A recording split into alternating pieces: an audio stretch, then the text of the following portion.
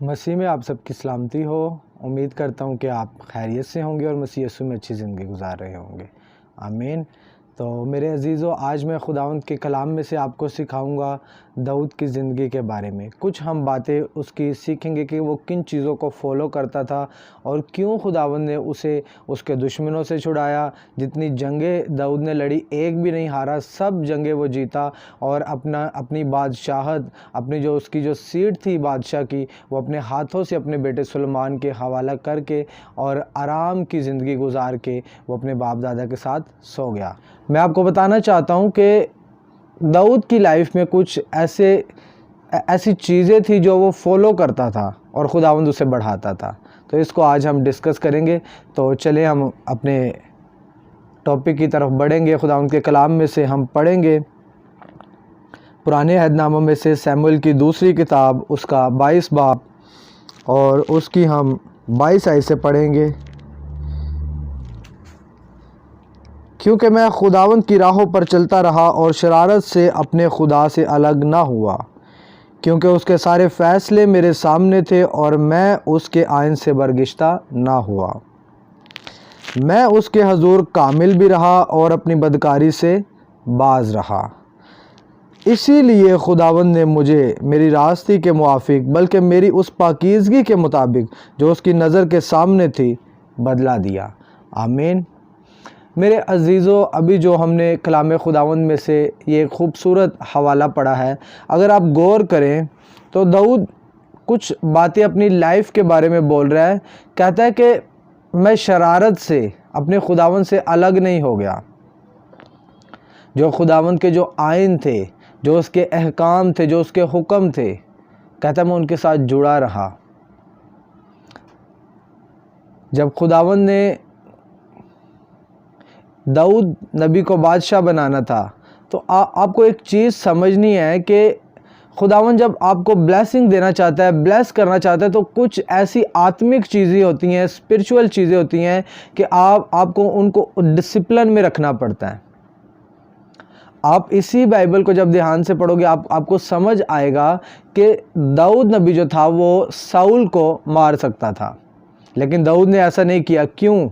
आपको मालूम है? क्योंकि दाऊद को मालूम था कि ये खुदावंद का बंदा है अभी भी।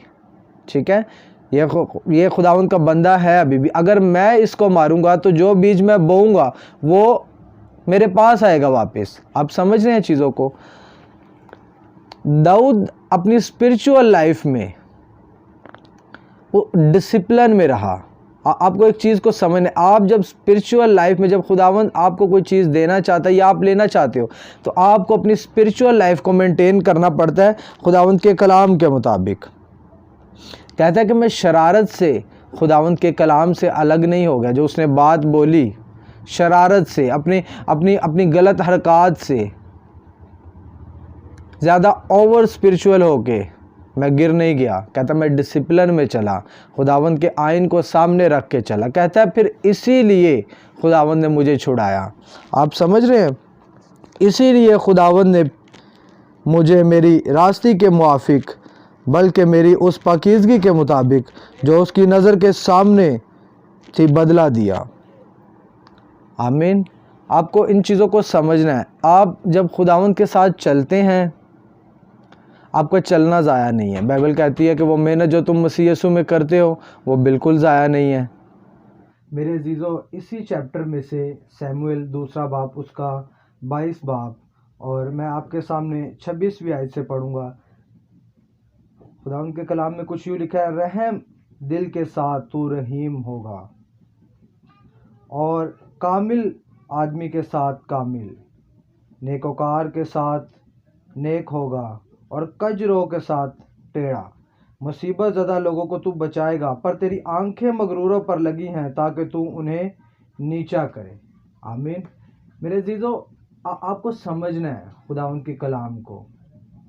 कहता है कि कजरों के साथ तू टेढ़ा है, लेकिन जो रहम दिल है उसके साथ तू रहीम है। आपको इन चीज़ों को समझना है कि दाऊद नबी कहता है बदकारी जो थी वो मेरे सामने है, मेरी बदकारी, लेकिन मैं उससे बाज रहा अपनी बदकारी से। आज आपसे मैं क्वेश्चन करता हूँ, आप अपने आप से ये क्वेश्चन करो कि क्या आप अपनी बदकारी से बाज हैं।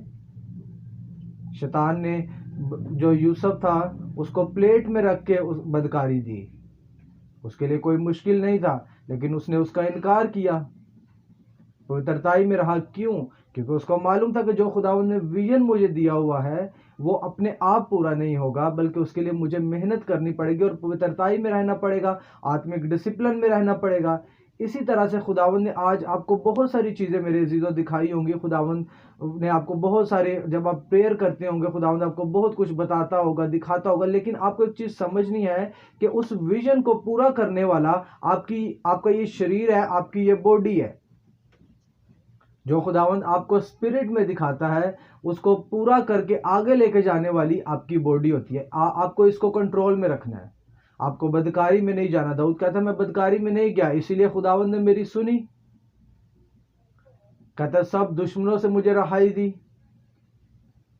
आपको रहाई चाहिए, अपने फाइनेंस में आपको जो है वो फ्लो चाहिए। हाँ, आप फाइनेंशियल क्राइसिस में आप चाहते हो कि मेरी फाइनेंशियल लाइफ अच्छी हो जाए, मेरा बिजनेस अच्छा चले, तो आपको समझना है कि आपके फाइनेंस के हवाले से बाइबल क्या कहती है।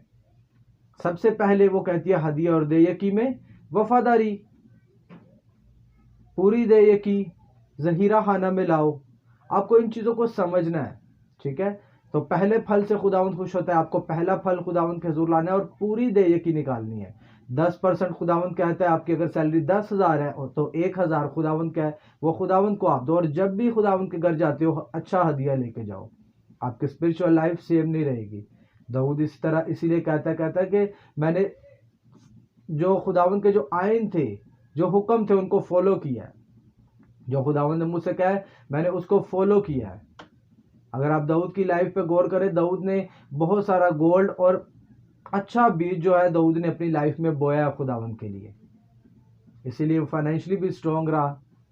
आपको इन चीज़ों को समझना है कि आप अपनी लाइफ में देखो, अगर कोई बदकारी है तो उसको ख़त्म करो। खुदावंद के जो आइन है, जो हुक्म है, उनको देखो। खुदावंद कहता है पाक बन जैसा तेरा बुलाने वाला पाक है। तो आपको इस चीज़ को समझना है कि आपको पाक बनना है। जैसे ही आप पवित्रताई में जाएंगे, आत्मिक डिसिप्लिन में आ जाएंगे कि मेरी प्रेयर का टाइम 7 से 8 बजे है, तो आप 7 से 8 घर में होने चाहिए, 7 से 8 आप प्रेयर के बीच ठहरे होने चाहिए। अपनी प्रेयर का टाइम अगर आप आगे बढ़ना चाहते हैं, कभी हम मत करें। आप एक प्रेयर का टाइम रखें और उसी टाइम के दौरान आप प्रेयर करो। ये स्पिरिचुअल डिसिप्लिन बनाना बहुत ज़रूरी है। पवित्रताई में रहो, इसके अलावा आप ओबीडियंस ताबेदारी में रहो। कहता है कजरों के साथ मैं टेढ़ा हूँ। खुदावंद की आंखें मगरूरों को देखती रहती हैं, लेकिन कहता है जो रहम दिल है, जो रहीम है, उसके साथ मैं भी रहीम हूँ, उस पर रहम किया जाएगा। अगर आप कजरों हैं, आपकी राहें जो हैं वो टेढ़ी हैं, आप आत्मिक डिसिप्लिन में नहीं हैं, तो फिर आप भूल जाओ कि खुदावंद आपको ब्लेस करेगा।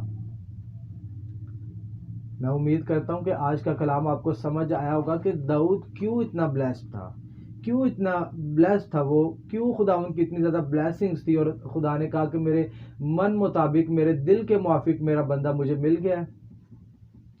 कहता है बदकारी से जो मेरी बदकारी थी मैं उससे बाज रहा हूँ। मैंने अपनी बॉडी को कंट्रोल करके रखा है, आत्मिक डिसिप्लिन बना के रखा है, पहला फल खुदावंद के हुजूर लेके आया हूँ, उसके आइन पर चला हूँ। कहता है इसीलिए खुदावंद ने मेरी सुनी है।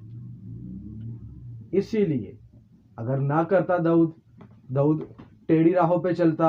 आप देखें जब दाऊद ने गुनाह किया तो दाऊद का लेवल गिर गया, तब खुदावंद ने उसकी सुनी क्या? उसका बेटा बचा? नहीं बचा। कहता है कि मैंने बदकारी से, जो मेरी बदकारी थी उससे मैं बाज रहा हूँ, इसलिए खुदावंद ने मेरी सुनी। जब दाऊद भी बाज नहीं रहा, खुदावंद ने नहीं सुनी। खुदावंद एक जैसा, सबके लिए एक जैसा। खुदावंद इस कलाम से जो आप देख रहे हैं अलग नहीं होता। दाऊद इसके मुताबिक जब जब चला, खुदावंद ने बरकत दी। यूसुफ चला, खुदावंद ने उसकी स्टोरी को बदला, दाऊद की स्टोरी को बदला। सुलेमान जब जब चला, खुदावंद ने उसे बढ़ाया। जब गलती की और देवताओं को पूजने शुरू हो गया और देवताओं की पैरवी करने शुरू हो गया, खुदावंद ने गिरा दिया। आप चलो, दाऊद जैसी ब्लेसिंग आप ले सकते हो। आपको इन चीज़ों को समझना है। आज आपको समझ आया होगा कि क्यों दाऊद इतना ब्लेस्ड था। बदकारी कहता है मैं अपनी बदकारी से बाज रहा हूँ, मैंने खुदावंद के आयन जो हैं उन पर ध्यान लगाया, उनको सीखा है, उन पे अमल किया, प्रैक्टिकली चला हूँ। कहता है इसलिए खुदावंद ने मेरी दुआ सुनी। जब मैंने प्रेयर की, जब प्रेयर की, कहता मेरी सुनी गई।